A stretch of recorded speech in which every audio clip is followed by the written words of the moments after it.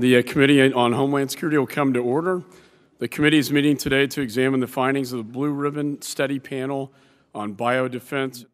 It's very hard to find out exactly how much we're spending on biodefense in the federal government. In fact, the most reliable number we got, and it's about $6 billion a year. The field of terror medicine, which includes aspects of disaster and emergency medicine, focuses on the distinctive features of a medical response to a terrorist attack. As we saw with Ebola, and it hit my home state of Texas, just a handful of cases, but the widespread panic and fear was palpable. And if you want a standard of the scope of the threat, really it's to go to the infectious diseases that Dr. Cole talked about. With bioterrorism, maybe 99 times the effort will fail in an enemy's laboratory, an adversary's laboratory. But all you need is one success to create a major, major problem. The threat of a bioterrorist attack is real.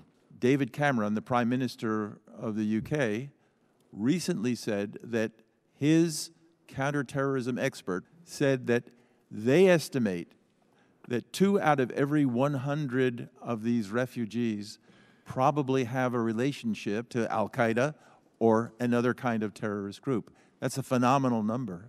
Can you talk about the impact that the lack of coordination has on hospitals? In Newark, for example, hospitals do coordinate, but not all hospitals are the same in terms of capability.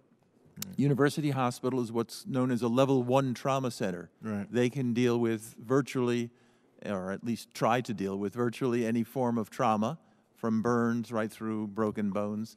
Let's just look at how we respond to Ebola as Exhibit A. This is a pathogen that we were aware of as a potential problem for us. Fortunately, there were 2 or 3 experimental countermeasures, and we accelerated the development of a vaccine. It was very, very disorganized, and in spite of the well-intention of the president in naming a czar, czars really don't have too much authority to coordinate activity among the agencies that you're talking about. So your discomfort level is well placed. Dr. Cole, you have one final word there? A biological attack, a biological weapon, offers something that none of the other likely weapon systems do, whether explosive, chemical, or heavy radiological. Namely that after exposure, after the event, the release event, you still have time. Antibiotics, antivirals, other medications.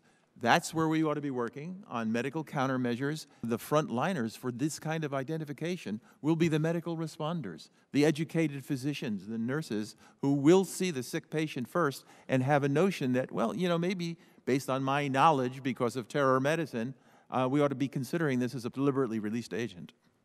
Great, thank you.